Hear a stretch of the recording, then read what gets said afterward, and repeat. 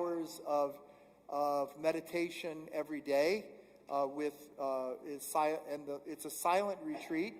You get 1 day off halfway through, 2 weeks in, and then you get a half a day off 1 more week in. But it's basically a silent retreat, and you talk to your spiritual director 1 hour a day, and he gives you readings that are guiding you in the meditation. And for me, it's going to discern whether I feel God is calling me to continue as pastor of a large parish, whether I should ask for a smaller parish when I get 70, or whether I would stay as a parochial vicar. Basically, not be the pastor of a parish anymore, but do what Father William does in the parish, just give up the administration. So that's part of, or take on a diocesan job if it were offered to me. So that's part of it. And because of that, the bishop asked me if I would be willing to do the Rome program, which is a study program, which would be focusing in on St. Augustine, on a writing component, and on Renaissance art and architecture. And that would be from September to November, and then I would be back here again for the first weekend of Advent. To make this happen, just to explain again, I've asked, and this isn't set in stone yet, but I've asked that Father William would stay for an extra year as parochial vicar, but that he would kind of stand in my place as pastor. He would be the responsible person if there were decisions that need to be made in my absence. Then I've also asked, and this was at the suggestion of the bishop, that we ask for a third priest to be assigned to us for the period of time that my sabbatical would run. So basically from July 1 through the end of September. And that's to make sure that we have sufficient priest coverage at both parishes while I'm gone. So yeah. Did you need to say the end of November? No, I meant to say the end of December. Because, I'm sorry. I meant to say December. Okay. So that they would be here for 6 months with us. And yes, there is a little time when we would have 3 priests, but it's more in terms of, for somebody, it's easier for a 6-month assignment than it is to do, a 4-month assignment or something like that. The Finance Council would continue to meet, but because they don't have an existence without the pastor, they would have an existence because we would designate Father William. Same thing with the Pastoral Council. The Pastoral Council would continue to meet. We would do all the discernments and everything as we would normally do in that August through October period of time. But Father William would be running it rather than myself. Okay. Any other questions about it will be running? Okay. Yes, Carol. Is this something new for the Catholic Church? Because I was a Catholic all those Okay. years, 92 years, and Okay. this is so new Okay. for us. So the fact of a sabbatical, what she asked is this new for the Catholic Church to have sabbaticals? Actually, it's been written in the diocesan policy that every priest is entitled to a 6-month sabbatical every 7 years. It just does it. Not many people have asked for it. And so I've been 30 years ordained. In my 30 years, I've had a 1-month sabbatical in 2008 to do a 30-day retreat, and that was very significant for me. But this is the first time I've had something along the lines that the diocese actually laid out that priests are entitled to. And I'm one of the few that have asked for it. So you don't take what you don't ask for. But, and then actually, I only was going to ask for 1 month. It was the bishop that suggested, because of history of my health and things. My health is actually pretty good right now. But the history of my health, that's part of the reason the bishop asked me to consider taking the longer sabbatical. So, any other questions? Okay, we'll move on. So we're now moving on to the parish hall renovation. Since I've talked to the parish before, I've now had 2 meetings with the Building and Renovation Committee. Kathy was there, and I believe Ann was there, as well as Mark, were you there at either one? And then the team, Lee Construction, was there as well. We had our first meeting about the parish hall renovation. We will be closing at the end of the month on the property that we're selling to Our Lady of Peace. That will give us $300,000. We have another $150,000 in savings that we had designated for this project, and then the budget that we had set is $445,000 when we went into the meeting. When we went into the meeting, we were looking for new HVAC, new ceiling, energy efficiency. There would be, the walls would receive some additional insulation to help the HVAC be more efficient over time. This was approved by the diocese, but they conditioned. They said, even though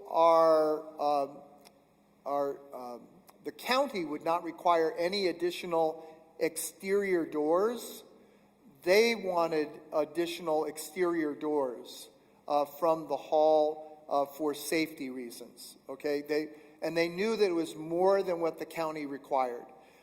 That came with an additional cost of about $30,000. We looked at several different ways of doing those doors.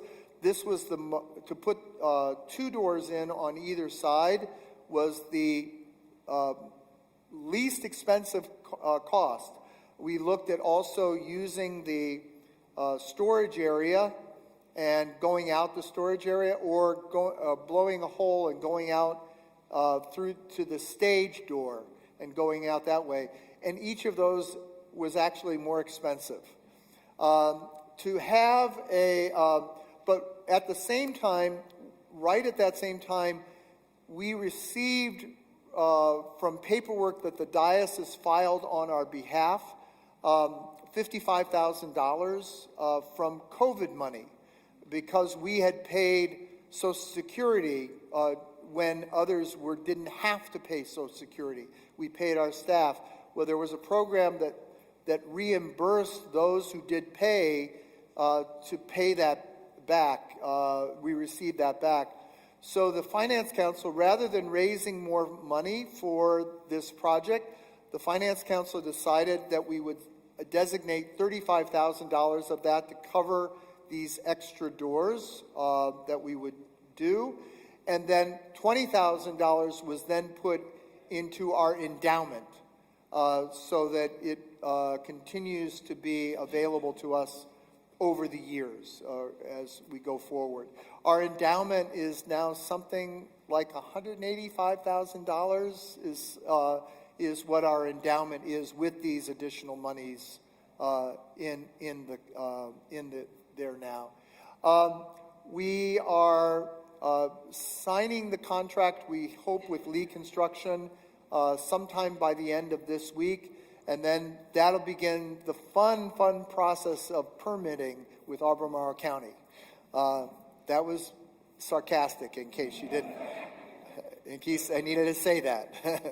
But hopefully, because this is the renovation of an existing space, doesn't add more square footage, we hope that it will be fairly simple. In the permitting process, we're simply going to have a landing outside the doors. But once we get the permits, we also are looking at taking that space and the Spanish community providing the labor, we provide the materials to, if you could switch to the next slide. There we go. There's the egress doors. Switch to the next slide after that. There. We're looking outside the parish hall to put an area to allow outdoor continuing stuff from the inside to the outside. So what you're seeing is a grill there. You're seeing although it has the HVAC sitting there, that probably is going to be moving to the roof, and there'll be room with that, not porte cochere, pergola, thank you, for shade, and then a knee wall for safety there.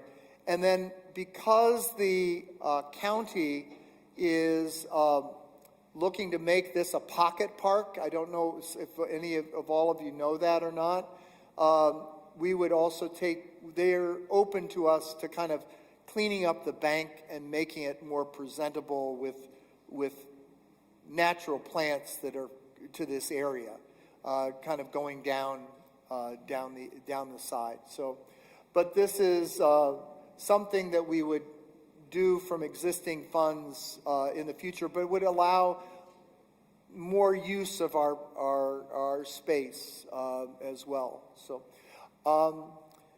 any questions on the parish hall?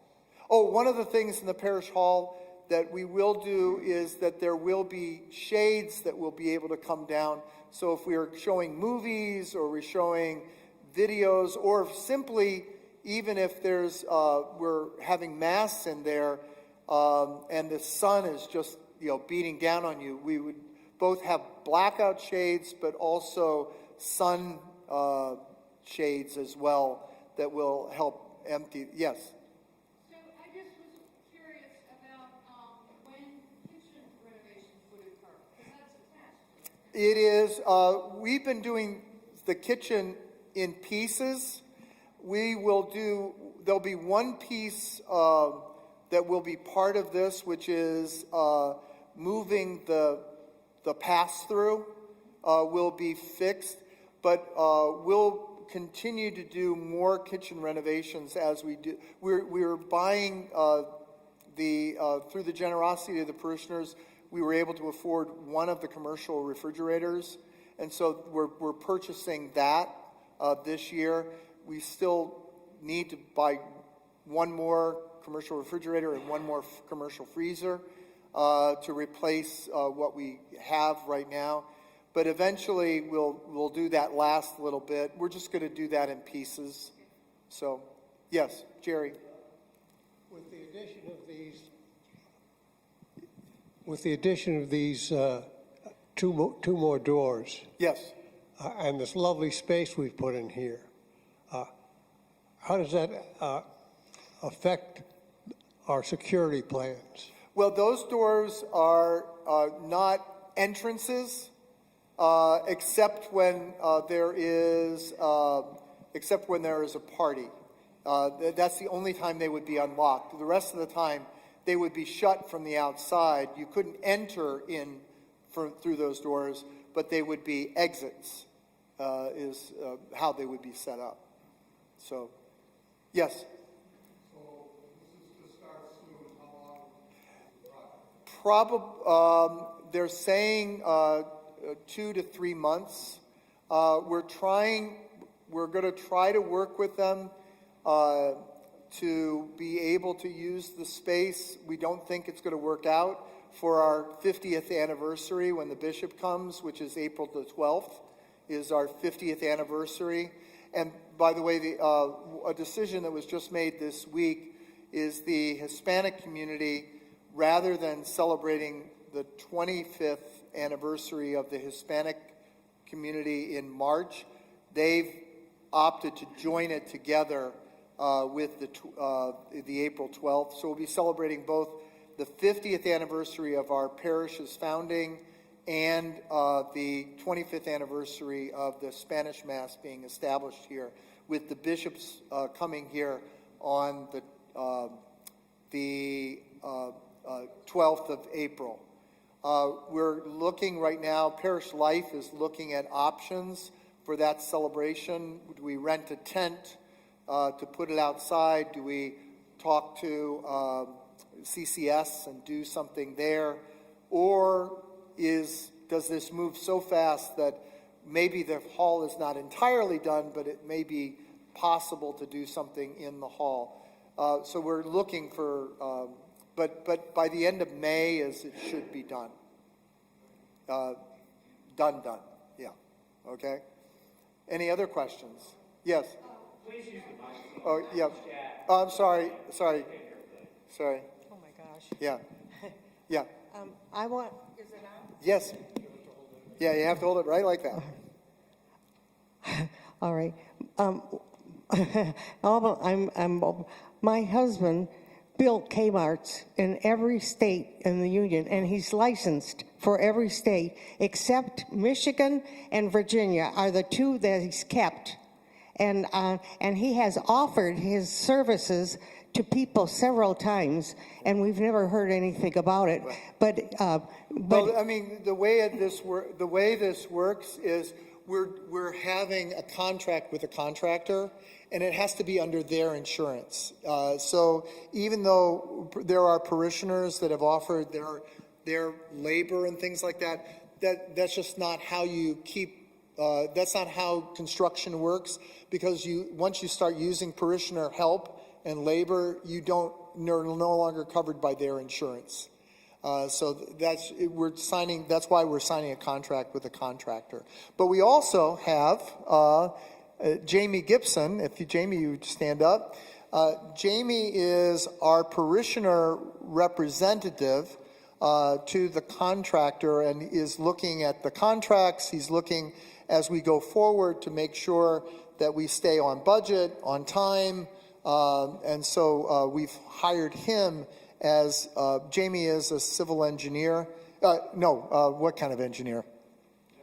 General contractor. Was a general contractor, did this work, and so that's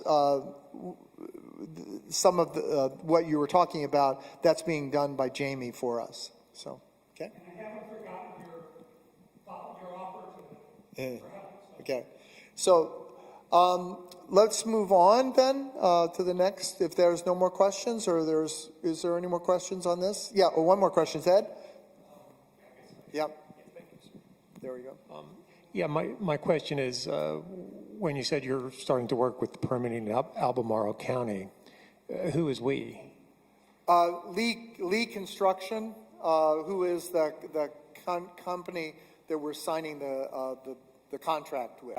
And they're your engineer or architect as well? It's going to be where everything is a sub of them. So they'll hire the engineers and all of that. So, and I'm going to get to that because the contract that we do for the parish renovation of the church is a much more sophisticated contract than the parish hall. That's basically, we have the money, the diocese likes the plan, it's pretty simple.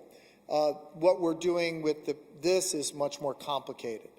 So in terms of the renovation for the church, we had the second meeting with BARC, which is the Building and Renovation Committee for the diocese. And here we were asking permission to take the project up to 35%. What that means is getting the drawings up to a point where then you can take them out to subcontractors and get hard numbers. We have schematic drawings right now. You can get generalized numbers. You can't get hard numbers. And once you also get 35%, that's when you can go to the county for permitting as well. And so, as we were, again, for the church renovation, the upgrade HVAC, increased seating, when we went to BARC, increased seating from 480 to 600 seats. The way to do that would be level the floor and raise the roof. The new sanctuary would flip so that the entrance would be from the parking lot here, and the altar would be in this area back here. To installing the statues of St. Joseph and Our Lady of Guadalupe in niches on either side of the altar. So this is the plan we brought to them, along with our financial plan. We're not ready to move to the next thing yet. We got a lot of questions, okay? And so I want to be, this is the sausage making part of church renovation, okay? So it's going to be messy, okay? I'm prefacing that, okay? Because they're asking tough questions. One of the questions was, why are you saving any walls? Why don't you just tear the whole thing down and start over again, okay? And then another question was, can you build it big enough that you can reduce the number of masses? And to reduce the number of masses, we would have to build a 1,000-seat church. But these are the questions they're asking. We have to come up with answers to this. But the reason we would need that many is the two masses in English together equal about 800 people. So if we built an 800-seat church, we would be 100% full for one mass for the weekend. And if you had same thing with the Spanish mass, it's about 800, we'd be 100% full. And even if we built 1,000, we would be 80% full, which is where you normally look when you're 80% full at a church. You either look at, we need more masses or bigger space. And once you get to 1,000, you are now dealing with probably space, you're talking about $10 million building. And we're also talking about the fact that we can't wait around to save more money. You know, we can't say, if they said to us, well, just, keep on saving money and until you can build the 1,000 or 1,200 seat church, we can't do that because the HVAC. So they'll listen to reason, but we have to present them reasonable answers about why this won't work here, okay? So we did find out something in the engineering, is that the footers for this wall are not sufficient to be saved. So it would cost more money to try to save that wall, and then it would be to tear it down, save the other walls, and then build out. But what that allows us to do is it allows us to steal some more space for the church, but not build bigger than what we were planning. Okay, so that we could possibly get 700 seats in the church. And that would give us enough space to grow with our 5 masses. To continue to have all 5 masses, but it would still give us room to grow because the area is continuing to grow. Albemarle County is one of the growth areas, and this end of Albemarle County is also a growth area as opposed to more of the other side of Albemarle County. Yes. Sure. So at one of the first town halls, we had talked about this, and I remember you saying that the steel posts that hold up the bells would be extremely expensive to remove. Yeah. Well, No, they would be, yeah, they would be extremely expensive to remove if we were going to open up the whole wall. I'm sorry, we're talking apples and oranges. I think I was responding to a different question about those steel, but what they did said to us is that the steel has money value, and that we can save the steel and sell it, and that will help us to offset some of the cost that's involved. And in fact,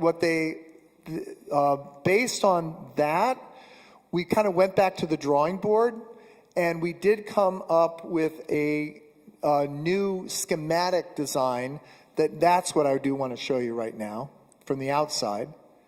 So I wish we could see it bigger than this, but as you see, what they've done is the new narthex, they rebuilt the bell wall as the front-facing wall. And so we're able to preserve the cross and that bell wall in front. There would be, I'm not going to be able to, we're still working on the interior, so I can't show you how the interior is developing. But what was also, as part of this design, that roof line is now all the same, and that becomes cheaper to build. And it's going to be much more likely that we can keep everything within the $5 million number. One of the other things you'll see is the bell tower on the other side, and one of the reasons for that is we were again trying to respond to the fact that we wanted to make the whole complex look like it was one complex and not 5 buildings that were built at different times. And so what they did is the architects took the entrance to the current narthex, and they took that as the model and the bell tower, and then they brought that over to the bell tower, and then next to the Guadalupe Chapel, to kind of make it look like it was all designed at the same time. It all was one. But we believe that this is doable within that same $5 million budget that we had before. So,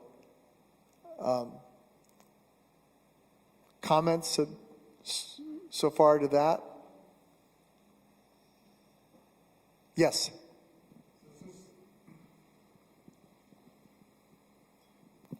Does this whole roof come down? Yes, but that was always going to happen. Okay, the roof. In order to, when we would to go back to the original town hall, one of the original ideas was have everybody come in from the parking lot and come in back here, and then come back this way, and that didn't make sense. And so, but in order to make that the sanctuary, the whole roof has to come off, okay? But the real savings is not necessarily even the walls; it's the foundations of the walls. So that's what's really saving us a lot of money. So, yes. I'm just curious, leveling the floor, does that get higher or does this get lower? The level of the floor is that level right here. The entrance where that door is comes up to this level right here. So this is the level of the floor all the way across. Okay, but there would be in the new sanctuary there still would be steps going up, but there would also be a ramp, so that anybody who needed a walker or a wheelchair could go right into the sanctuary, because that's all required by the diocese for ADA now. You can't build a sanctuary that somebody has to go up steps to get into. So this part of the roof goes higher too? That goes higher as well, yeah. I will have more, I don't want to spend a lot of time on this because this is still in the design phase. We're still meeting with Don Swafford, who was the original design architect that we were talking, but Don is not doing the drawings. That will be done by, oh my goodness, I can't remember Barry's last name. Barry Moss, who works with Lee Construction. And we're meeting right now with design phase. Some of the things that it's a trade-off, like that we're talking about right now. I always wanted to preserve the baptistry here. We just had a discussion today that they would like to move the baptistry to the front, and so we're talking about preserving the bowl and the waterfall, but maybe not the pool as it is right now. But the advantage of that is, I know some people really wanted the confrontational seating. We would be able to get some confrontational seating if we did that. There would be some seating that would be facing this way. And it allows more seating in the space if we move the baptistry. Again, that's not a done deal. This is the sausage making of what we're talking about right now. Okay? Yes? Here's an online question. What is the Guadalupe Chapel? The Guadalupe Chapel is what we used to call the Daily Mass Chapel. We haven't had Daily Mass in the Daily Mass Chapel except for since COVID. So we have an image of Our Lady of Guadalupe in that chapel. It was not truth in advertising that it was the Daily Mass Chapel, because we haven't been in that chapel since 2021. Except for we use it for funerals, we use it for weddings, we use it for all sorts of things. We just don't use it for daily Mass anymore. And we've outgrown it for daily Mass. If you've come to daily Mass, oftentimes we're over 40, even over 50 for daily Mass, and that just doesn't fit in that space anymore. So are you saying with the baptismal font, we would lose the immersion font? No, I said we would get a new immersion. We would lose that immersion font, but we would build another immersion font to do it, but we would be able to preserve the baptistry that we've had. I mean, that was one of the things that I was really wanted, and it is the proper place for the baptistry to be at the door of the main door of the church. So I'm, although I wanted to preserve it there, I certainly understand what they're telling us. So, but again, I'm just going, these are some of the questions that we're talking about. Okay. Yeah. Any other, so I can move on? Give you a report on the capital campaign so far. First of all, thank you. We are so close to reaching our goals. We're at 3.1, what, Mark? 3.12. So we've reached the first goal, which was 3 million, and we're on our way to the challenge goals of 3.5. That we're actually even better than that, because of that 3.12, only 100,000 of that has been pledged by our Hispanic community.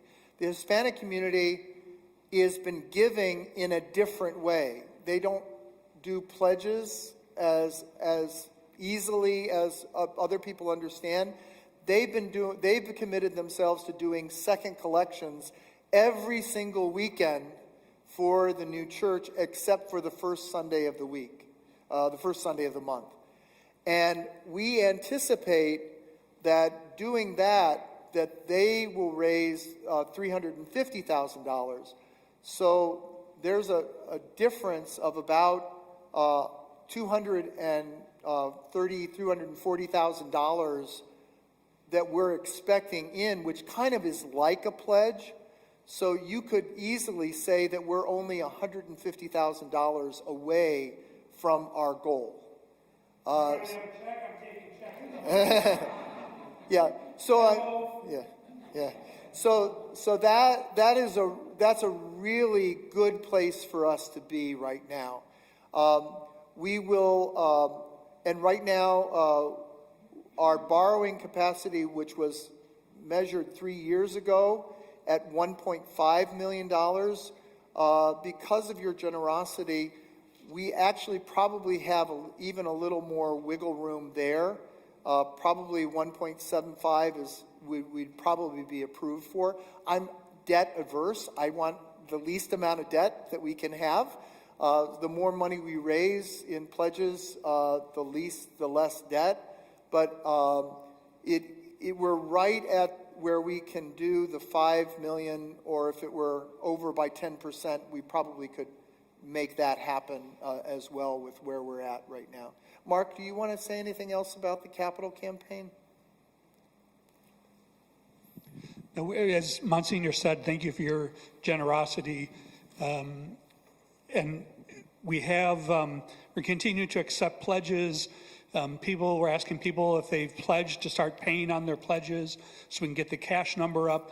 We've got to get both the pledge number, as you can see by the graph here, that we've got to have 1.75 million in cash in hand. And we're at 1.5 plus right now. Yeah. So we're really close there, and that would be easy to call the pledges in early if needed, because I know a number of people, and my wife and I, we could pay the rest of our pledge off early and try and get that number up. And then the rest of that can be outstanding pledges that we don't have the cash yet. That's the other 1.75 million. So that's how that financing works. I know there was some confusion because we say our goal is 3.5 million in pledges, which is true because half of that we then have to have in cash. So that's how that financing works.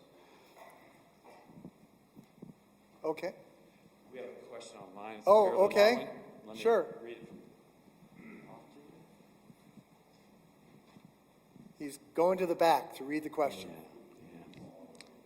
Is there any plan to work together with our Hispanic community to get to the expected amount of money for the capital campaign? Yes, the Hispanic community is still trying to challenge themselves to increase the amount. They're both looking at both projects, but also they are considering things, and I don't know whether they should do this or not, but that first collection on the month is for the ministries that the Spanish community does throughout the year, and it raises about $30,000, and they're asking potentially of canceling that for a year and using all of those collections for the capital campaign. They're also considering continuing their second collections beyond the year.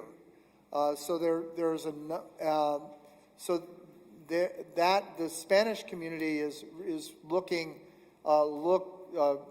is very invested in making this happen, and is looking to go beyond what they have already kind of committed to by their actions. So, but it's pretty extraordinary. We're averaging about $4,200 a week from the Hispanic second collection. So. Estimated time of construction? Yeah, that's the very next slide. Okay, so if we go to the next slide after that. Okay, so we're in the 35% plan. Once we get approval from that by the diocese, my hope is that by May, June, we're going back to BARC and getting approval. Once we get approval, then we have to go through the permitting process. We will, because we'll be adding both parking and we'll be adding the square footage for the narthex. We will be asked to do a new site plan, and so that extends the process in Albemarle County. So we're looking 6 to 9 months for the site plan. Is that probably accurate? Okay, I got yes from the architects in the room. Then once, so you're looking from 6 to 9 months from like June, and then once we start, then it'll be a year process when we're in, we'll have to be out of the church and looking to have Mass both in the parish hall and in the PAC. Sometimes we're going to have 2 Masses going on at the same time, not just videos, but we may have to have 2 Masses going on at the same time because we don't want to lose parishioners. We don't want to make it frustrating for people to come to Mass. So that's part of what we're going to be having to work at. And we're also, our parish life is very much aware of that, and they're thinking, what can we do to make sure that we're gathering people together for things as parish when we're going through this interim time, okay? So what we don't want people to say is, see y'all in a year. We want, that doesn't work as a parish. We kind of, it's self-defeating for us as a parish. So we'll have to work extra hard to make sure the community gathers and is around one another during that time. Yes, Mary Beth. I'm curious because I'm working with Tom on Patcham, and I'm wondering how all of us as our different groups that work within our church will be able to find space as renovation occurs. How will you plan for that, or how will you strategize? We're looking at different options. I'm trying to figure out what are the options for Patcham, what are the options. There'll be some sacrifices. One of the things that has been a moneymaker for the parish has been quinceañera rentals and wedding rentals and things. And probably we're going to be a year where that'll run fallow. We're just not going to be able to do that because we'll need the space to be able to turn over very quickly for Mass for the weekend.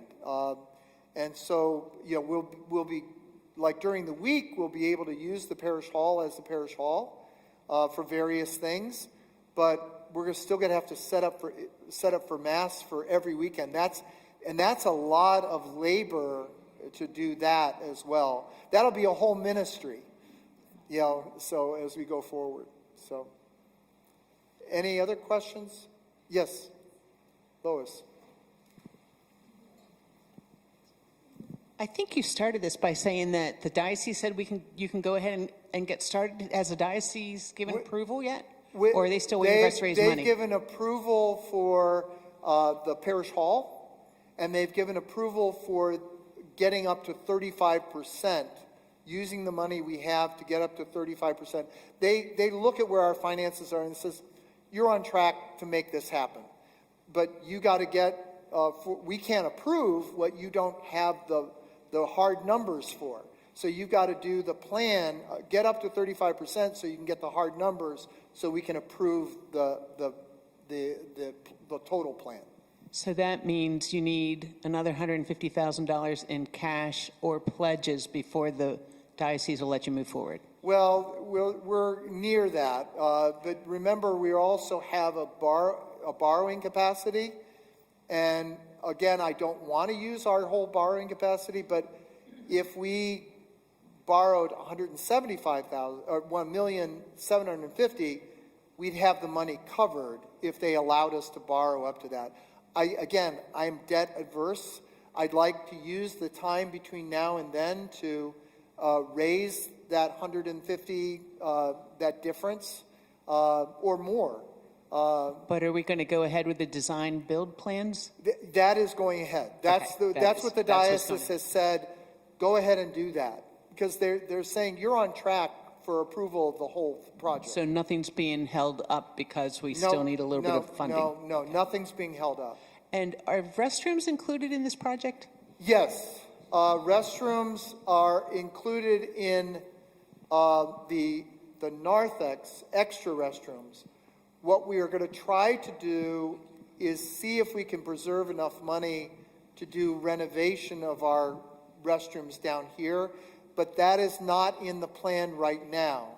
But there are additional restrooms in the narthex, probably single restrooms, which anyone could use. And I'm trying to, in terms of stopping kids going all the way down there without parents. This would be much more visible with the restrooms in the narthex here.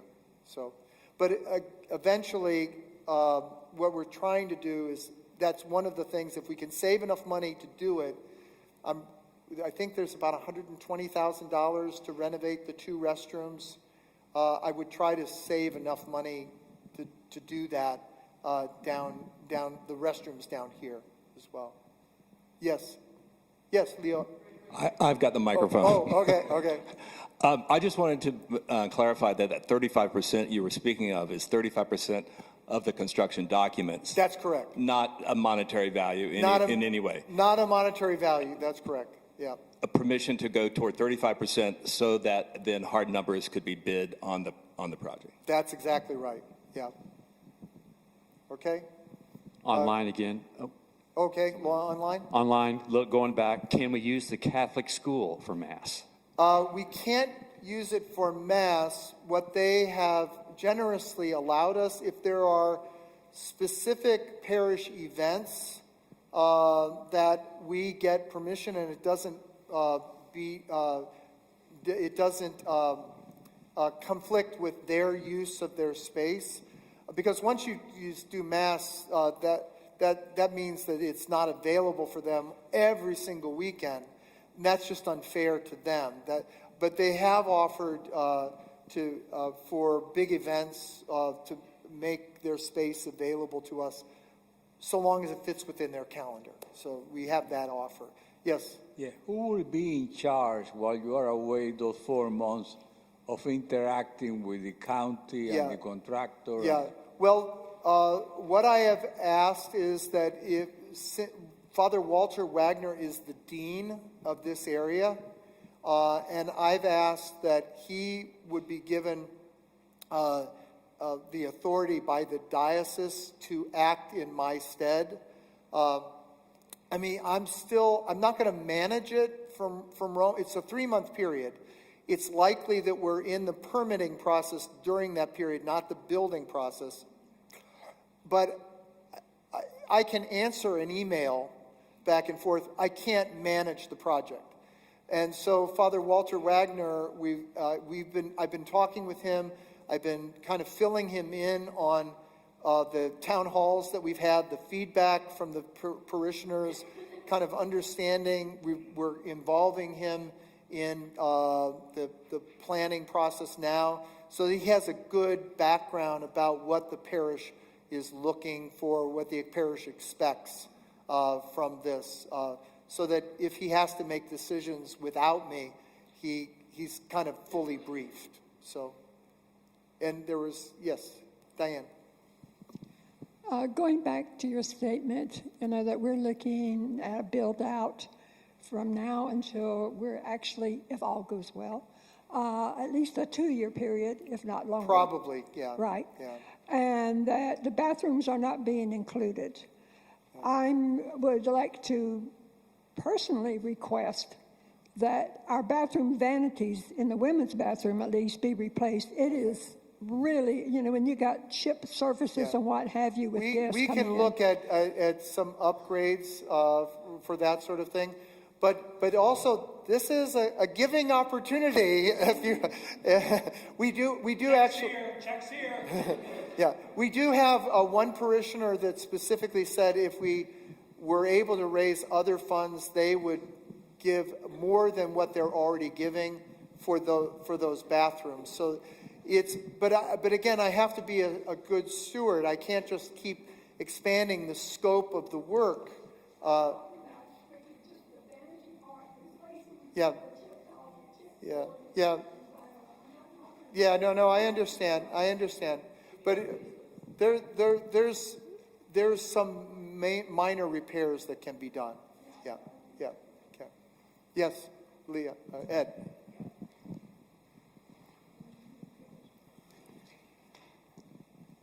Basic question, but with the selling of the property to Our Lady of Peace next door, if you have to expand parking, are we physically going to have the acreage to do so? Yes, we have the acreage to do so. We also will be signing with Our Lady of Peace. They're building a parking garage, and as part of that, we're going to actually get access to the parking garage. Now, it's at the end of the parking lot, so you got to walk all the way over, but that we will have an easement that will allow the free spaces in that parking garage to be available because they're buying 12 of our spaces. And that was part of the trade-off is the parking that they're creating, they're going to give us access to. Okay. If we're kind of done, I want to move on to a couple of other areas because I would ask Kathy if you'd come forward. I just wanted to kind of present in terms of where we are in terms of parish finances and let Kathy, as the head of the Finance Council, kind of go over that with you. So we've talked about the capital campaign and all the things for the renovation, but the church, just like your home, has expenses that go on and on and on in addition to that. So the Finance Council is made of 9 people who have business backgrounds, and we are advisors to Monsignor about finances, and we keep tabs on the finances of the church and look at the budget. We help develop the budget, and with the input of the staff and all of the ministries in the church, and then for the expenses. And then the income, we ask the congregation every year in January, what do you expect to donate over the next year? And we just did that on Stewardship Sunday. And then we make a budget with all that information, and we divide it into 12 months, and the budget, and then what we actually spend and what we actually have contributed is published every month in the bulletin. So just so you know where those numbers come from. And then we watch the budget, and hopefully we're ahead of the game with being a very fiscally conservative group, the staff, the ministries, and then, so we're conservative on spending, and everyone in the congregation is very generous on donations. And then we look and see, how are we doing with it? So through December is up on the wall, if you can see that. So our budget goes from July 1st to June 30th. So through December gives us 6 months of where we are on the budget.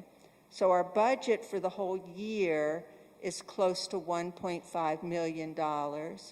And what we have actually done in the last 6 months is that we have, our budget for the 6 months is that we should have $731,000 in donations and $723,000 in expenses, leaving the budget pretty balanced.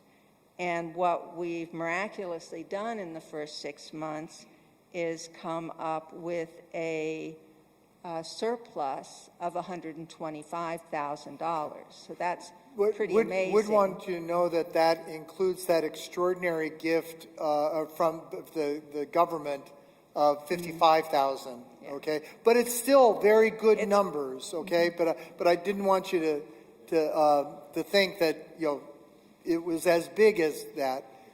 Yeah. And when you see the budget and the finances every month, that is divided into 12 portions, though we know that every month is not equal, both on donations and both on expenses.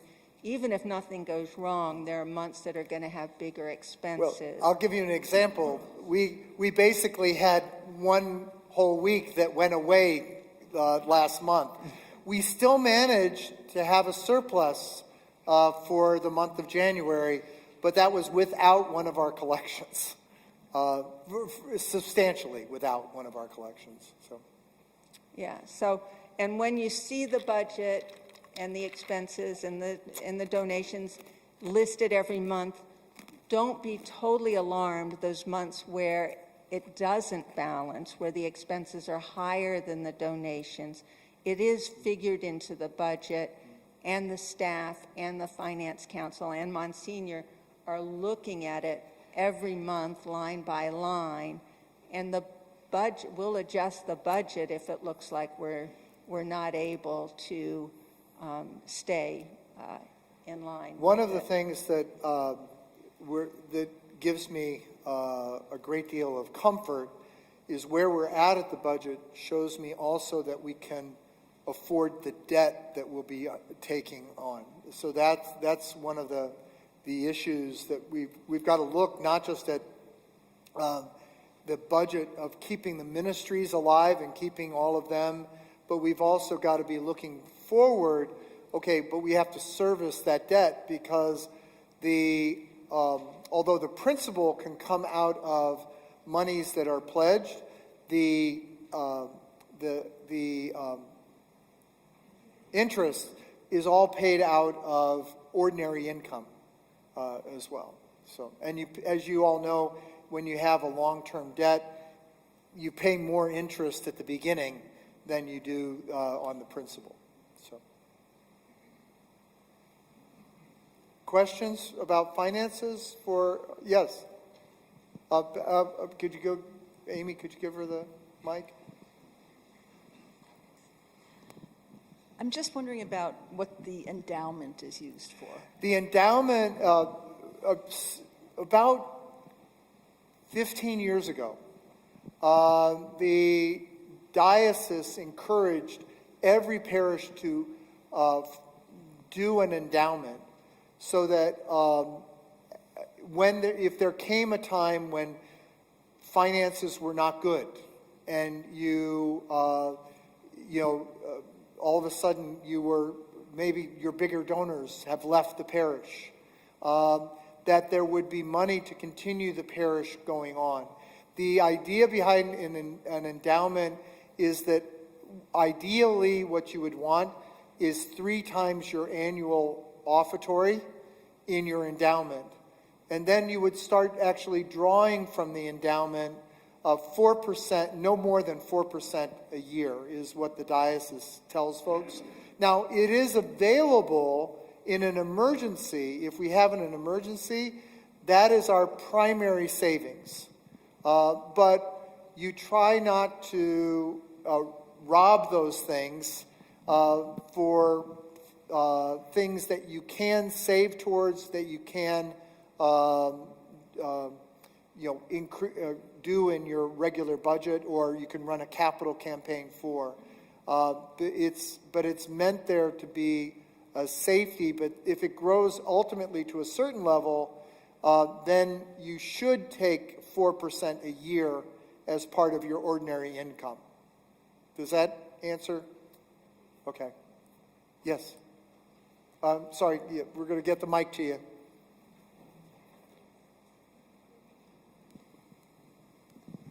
Okay, it's good to hear that you have a plan to pay that mortgage, because that was a question I kind of had.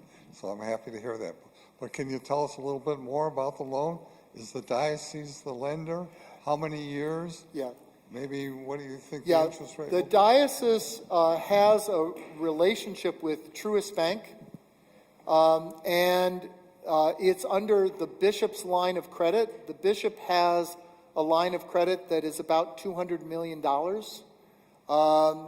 And we get a good, compared to others, we get a discounted rate. Right now, I wouldn't want to pay the rate right now. I would like it to go down a little bit. Because I'm looking at it all the time because we need to fix our loan for Crozet, for Our Lady of the Rosary. We've been able to pay down. We started with $900,000 in debt when we bought over there, and over the last 2 years, we've now got it down to $775,000. Not having fixed the loan, we're just paying extra on principal on our own. And so I don't like debt. But anyways, the diocese allows you to do 10 years, payable the entire amount in 10 years. They also allow you to prorate it over 15 years, but in 10 years, you have a balloon payment, which you either have to refinance or you pay off at that point. And they don't let you go really longer than 15 years. That's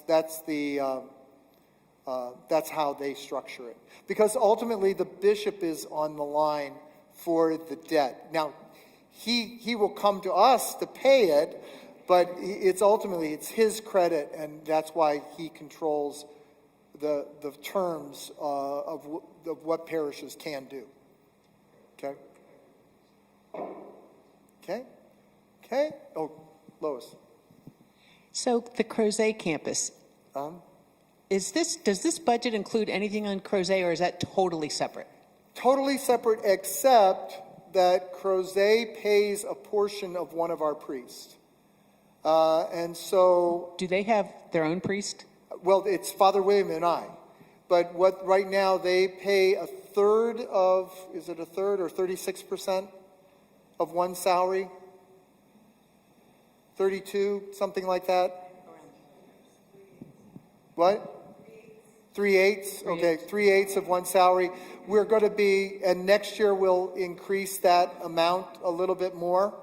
What we're trying to do is get Crozet where they ultimately can afford their own priest. But that's a process, okay? But their debt does not affect us, okay? Yeah. Anything else for Kathy? Okay. If there's nothing else, we'll move on. And I'd ask Missy to come forward. This is one of the things that is just changed recently, okay? Which is that what is a parish ministry, and who can use parish space, what is not a parish ministry, who needs to have a certificate of insurance. You can't just say this group can come in and use church space, because you have to protect the parish from somebody falling and suing the parish and all of those things. So this is ultimately to protect everybody and to protect the parish, but Missy's going to kind of explain what she's working on. Okay. So the Pastoral Center met with the priests in November and gave them this set of guidelines. There are 5, as you see on the slide. The first 2 that the parish supports or directs and has control of the decision-making authority. So essentially, Monsignor is in charge of your group. He is not in your day-to-day business, but can guide you if needed, and can also put constraints on what you can and can't do at a very high level. The fees flow through parish hands. So all things would go through our bank accounts. You cannot have your own bank account and remain a parish ministry. So everything would have to follow the diocesan policies. So things like you'd get bags for your collections, for your fundraisers, put them in the safe. They would go through Jane Lilly and her money counters to make sure everything is done properly. And then any receipts or reimbursements would also go through Jane to produce the checks. The purpose is parish related and supports the role of the pastor. That kind of goes along with the first 2 to make sure he is doing what he needs to do for our parish and guiding us properly. And then the last one is that it's open to all parishioners. Most of our parish ministries that we're meeting here easily meet these guidelines. There are a few that we've had to tweak and meet with, and those conversations are ongoing. So when I request to meet with a parish ministry leader, we are working on this very simple one-page form, contact information at the top, and just a reminder of all the diocesan policies that a ministry is held to. Some of them are as simple as if you work with children or vulnerable adults, you need to be Virtus trained and keep that compliant for all the people. Handling money properly. Using the proper guest speaker approval process for the diocese. I will go through all of those policies with you. Anything I cannot answer, I will follow up with later. Your group knows where the first aid kit is. Exactly, and we are upgrading those. Yeah. So it's very simple things that most of the time the ministries that I've already met with are like, well, you know all this. I know, but I need you to sign the form. Because, because the diocese has the right at any point to come in and tell Monsignor, I need to see the forms. So I need to make a complete binder that I can hand to him and he can show to them that every one of our ministries is here and has agreed to follow the policies and, to the best of our knowledge, is following those policies. There is a separate but similar form that non-ministries have to fill out. Non-parish. Sorry, yes, non-parish They're still ministries. But they have to provide their own certificate of insurance, because unless you meet all of these guidelines, as Monsignor said, the diocesan insurance does not cover you. Like the Knights of Columbus have their own insurance. Kerygma, I just found out, is a 501c3 and has their own insurance. There are some outside groups like Sinbareris that use our facilities, and we love having here, but we have to make sure we are covered and they are covered in case something were to happen on our property. There are a couple legal forms they also have to sign. I think from what I understand about the legal forms, they're very boilerplate, so they've probably signed them with every group that they work with. But there is an alternative for a non-parish group whose membership doesn't change, regularly. And that is that every single member signs a hold harmless agreement with the diocese and the parish, and then they can use the space. That doesn't work if your membership is changing, week after week after week. But there are some groups that, it's the same 5 people and they're meeting here. And rather than having to have $1 million worth of insurance coverage, they can sign that document that holds harmless the parish. So I worked with Monsignor and Jane to make sure that I understood the roles of all of our ministries, and we have classified them as ministries or non for a parish. If you could go to the next slide, Next Jane. slide. So we have a list of everything broken up by what type of group they are and what topic they discuss or serve under. If they are in black, they are primarily English speaking. If they are in red, they are primarily Spanish speaking, and blue have options in both languages, or they are bilingual by nature. The next slide as well, please, Jean. So this is a lot of information. We have made a form on the back that you are welcome to take home. If you would like to inquire about any of these ministries, you can call the office and we can get you the contact information of the parish lead for that ministry who can give you more information about it. On the paper, I believe, on the back is also a list of all of the leaders for Pastoral Council, Finance Council, and the subcommittee, as well as Incarnation Parish contact information. One of the things that I was working with the staff today is we have 2 competing things. One, people want to know who's in charge of the liturgy, the ministry, and they want to be able to get in touch with them. We also don't want to put parishioner contact information out there. So what we're going to be doing is we're going to be establishing, at least in the English side, we're going to have to work on the Spanish side because email doesn't work as well on the Spanish side, but we're going to establish an email for the ministry that the contact person will have access to that email, and when that person changes, the credentials will change. So that the email stays the same. Millions of Monicas at incarnationparish.org. Whoever is the leader of that has access now. The leader changes, they get new credentials, but the email doesn't change. And therefore, parishioners who want to join millions of Monicas, they can just keep using that same contact information. So we think that that would be, that's so far the best way of meeting both the privacy needs, but also the needs of the parishioners of knowing how to get in contact with people who do ministry. It's similar to how we have baptism set up right now, which seems to work well. Okay. There's a lot.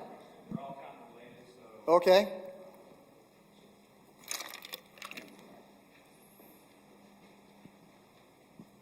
The man in the booth has questions. Again, it goes back a little bit. What about the groups that are not church ministries? Do they have to hold any kind of insurance, or the church will provide any coverage? Here. So there are options. They can purchase separate insurance through any kind of major insurance company. We require $1 million single occurrence to be covered. If it's a one-time event, there is a one-time option with your insurance company. And that's very cheap for one-time events. Otherwise, it can be an ongoing thing. We just have to have Church of the Incarnation and Diocese of Richmond listed as the insured party. There's a follow-up to this. Is that for external activities? Yeah, that was the external. If you're an internal parish ministry, the diocesan coverage covers you. Okay. And are there any choices to purchase insurance in our church? That would be, we have forms we can work with Catholic Mutual, but you are free to get it at any of your insurance Catholic providers. Mutual? You say? Okay. That probably answers it. Any other questions regarding this? Okay. Parish Life Committee. Gene. Oh. I guess I can do. Oh, yeah. No. I want Amy. I'm sorry. That's okay. Last year, the parish council looked at, with a lot of discernment, they looked at our vision and mission statement, and they wanted to say, does it articulate what we believe our mission and vision statement should be for our ministries? And after they, the mission statement did not change. That stayed the same. But the vision statement was tweaked. And now it's one thing to have something on paper. It's another thing, how do we evaluate our ministries? Are they actually living out this mission and vision statement? So that's what I've tasked the pastoral council to do this year, is they're going to be inviting all the ministries to be able to articulate how they are living out our mission and vision statement. You don't have to live out the entire mission, okay? There may be some piece of it. But Amy, if you want to go from here. So part one was obviously what Missy talked about, defining what the ministries are here, so we know that. And then the Pastoral Council has two subcommittees. One is for this mission vision evaluation, and the other is for parish life. So for the mission vision, you can see the mission and vision up there. The subcommittee is going to create a form to evaluate, and then we're going to pass it out. In the beginning, obviously, it's going to be evaluating where you are right now, but you didn't know that that's what you were supposed to be doing. So there'll be more questions of how do you feel like, how does it meet the mission vision? And then lots of questions about goals. How will you achieve more alignment with mission vision? How will you measure? We want measurable goals and outcomes. Then at the end of the year, after we've done the evaluations, we will come up with a report of everything. And it can also drive, we like the idea of being able to do this, but we need training. We need input. We need, somebody to kind of work through, how does the gospel call us to this? How are ushers, proclaiming the gospel?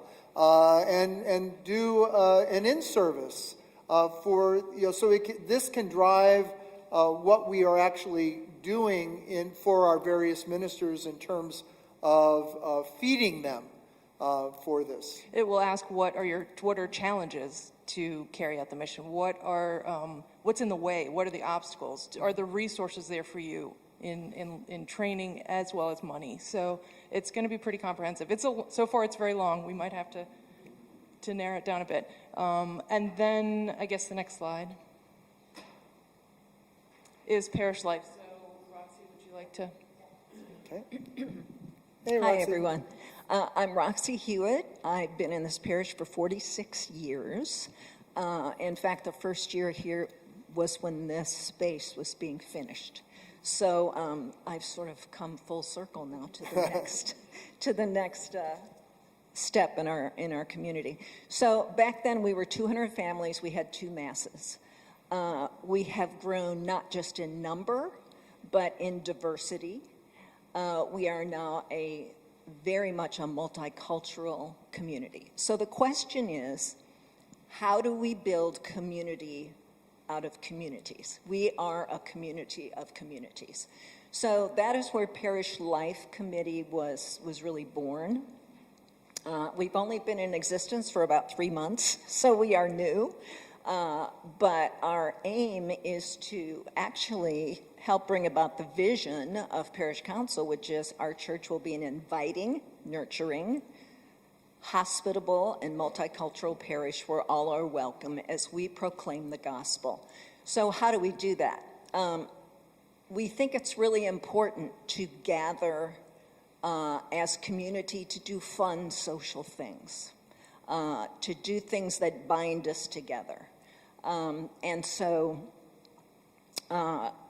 that obviously would be with, the English-speaking community, the Hispanic-speaking community, the Filipino-speaking community. And so how we have sort of brainstormed some of that is, to have name tags available at masses. We used to be name tag heavy. And it's just fallen away. That would be very helpful. Community building during the construction especially will be challenging. Maybe having a coffee house, a game night, bingo was brought up in the community. So long as you don't do it for cash, you can do it all you want. Oh, no. Highly regulated by the Commonwealth of Virginia. Having a welcoming committee for new members, organizing a ministry presence in the narthex after masses, at coffee and donuts, etc. We are looking forward and brainstorming about the parish picnic on June 14th, the 50th anniversary celebration, which Monsignor mentioned, which is April 12th. Where is it going to be? How are we going to do that? In a very inclusive way. And then we would invite anyone to come and join us. We meet once a month. Our next meeting is February 16th at 7 o'clock. We would love to have you. We certainly need lots of people with lots of ideas to come together and build ourselves as a community of communities. Questions?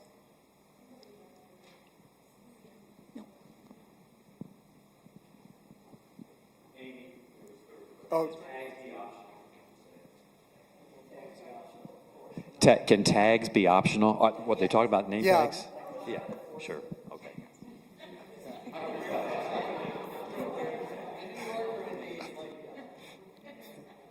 She's got a tag gun that she's going to be. Anyways, go ahead.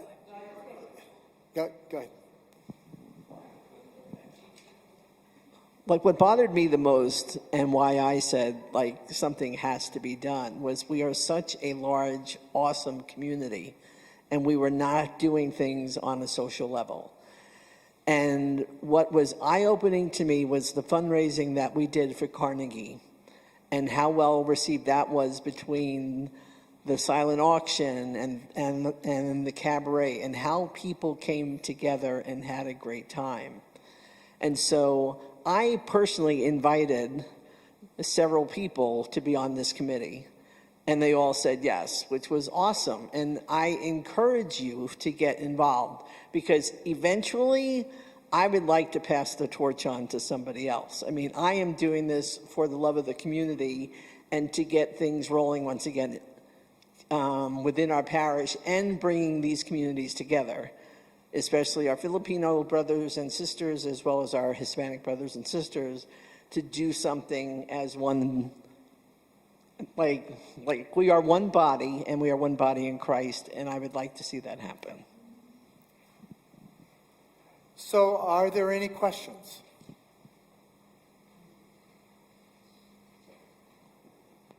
Well, thank you very much. It is my intention going forward that we would always have at least 2 town halls a year. However, because we're in this design process, and the Mass is not the best place to get out information, I can't use it all the time. I might have other town halls because I want to be transparent. I don't want things to just suddenly appear and no one ever told us. So in addition to regularly 2 town halls, if we get to a point where we have more information, I'd probably do a special one that's just built around letting people know what's going on in the building process. Yes? So Missy had talked about non-parish ministries, Yes. right? Is that on this list? No. No, okay.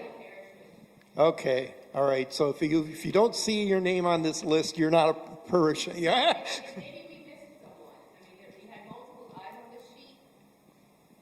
It's very possible that we missed a group, and I'm sorry if we did. That was not intentional. If you have a question about that, please feel free to ask me. We can update that. Multiple of our staff members are using that list, so it needs to be as complete as possible. So please talk to me if you think your group should be on it and we missed you, and I do apologize if we did. Because I've got to evaluate you. So, glory be to the Father, and to the Son, and to the Holy Spirit, as it was in the beginning, is now, and ever shall be, world without end. Amen. Father, Son, Holy Spirit. Amen. Thank you all. Really appreciate it.